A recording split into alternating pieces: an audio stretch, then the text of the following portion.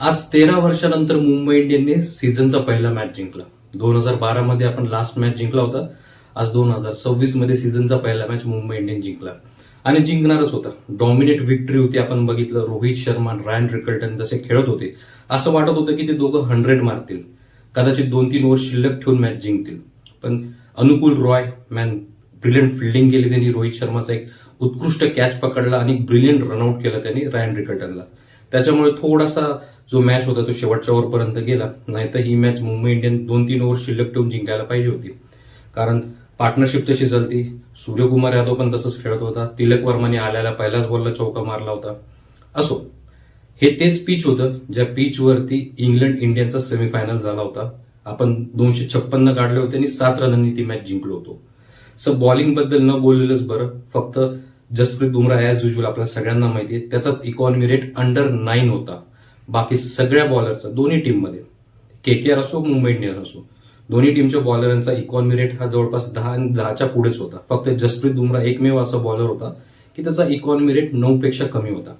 आणि मी तुम्हाला सांगितलं हे तेच पिच आहे जे बॅटिंग फ्रेंडली पिच आहे. इथे बॉलिंगसाठी खूप कमी मार्जिन आहे. एक बॉल इकडे तिकडे झाला आणि बॉल ग्राउंडच्या बाहेर. वानखेडे स्टेडियमवरती आपण मागच्या 2-3 वर्षापासून बघतोच आहे. इंटरनॅशनल मॅचेस असो किंवा आयपीएलच्या मॅचेस असो 200-250 रन इझी निघतात. जेव्हा केकेआरने 220 रन काढले मला असं वाटलं 25 रन शॉर्ट होते. 230-240 पाहिजे होते जसा स्टार्ट त्यांना भेटला होता. फिन एलननी क्विक स्टार्ट दिलता. अजिंक्य रहाणे या एजमध्ये सुद्धा 50 मारून गेला. ब्रिलियंट 50 होती त्याची. अप्रिशिएट करावं लागेल कारण तो इंटरनॅशनल क्रिकेटमधून रिटायरमेंटच झालाय त्याचं असं समजू शकतो आपण. इंटरनॅशनल क्रिकेटमध्ये तो खेळत नाहीये. डोमेस्टिक क्रिकेटमध्ये जेवढा चान्स भेटतोय आणि आयपीएलमध्ये आपण आज बघितलं ब्रिलियंट 50 मारली. कॅमरन ग्रीन एक कॅमिओ खेळला. रघुवंशी हॅट्स ऑफ आहे. यंग टॅलेंट आहे. मागच्या 2-3 वर्षापासून केकेआर सोबत खेळतोय. आज 50 मारली. त्याची एक कॅच रोहित शर्माने सोडली होती बट तो एक शॉट सोडला तर बाकी क्लीन हिटिंग होती त्याची. चांगली बॅटिंग केली. यंग टॅलेंट आहे. भारताचं भविष्य. असं एकंदरीत 220 रन काढले केकेआरनी. 4 विकेट त्यांच्या पण गेल्या. 4 विकेट आपल्या मुंबई इंडियनच्या पण गेल्या. जेव्हा चेस करायला आलो रोहित शर्मा सुप्रीम फॉर्ममध्ये होता. रायन रिकल्टन मी आधी पण म्हणलो होतो की क्वेंटन डिकॉकच्या आधी रायन रिकल्टनच खेळेल कारण त्यांनी मागच्या सीझनला चांगला परफॉर्म केलं होतं आणि त्याचाच एक रिवॉर्ड म्हणून आज त्याला चान्स भेटला क्वेंटन डिकॉकच्या आधी. त्यांनी पण ब्रिलियंट 80+ रन काढले.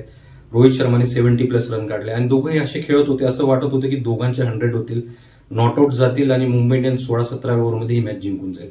पण असं झालं नाही. मी म्हटलं अनुकूल रॉयने चांगली फिल्डिंग करून कॅच पकडली आणि चांगला रनआउट केला. त्याच्यानंतर सूर्यकुमार यादव आला. त्यांनी 8 बॉलमध्ये 16 काढले. त्याच्यानंतर आपण बघितलं शेवटच्या ओव्हरपर्यंत मॅच थोडासा गेला बट 1 साइडेड मॅच आपण जिंकला असं म्हणू शकतो. एक वेळेला असं वाटत होतं जेव्हा क्वेंटन रायन रिकल्टन जेव्हा रनआउट झाला तेव्हा असं वाटलं की कदाचित मॅच फिरतो की काय, बट तसं झालं नाही.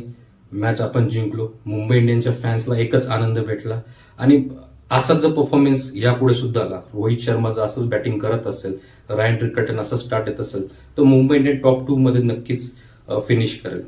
एक गोष्ट जी मला सांगा वाटते, रोहित शर्माचा आज फॉर्म बघून असं वाटलं की तो विराट कोहली सोबत कम्पीट करतोय.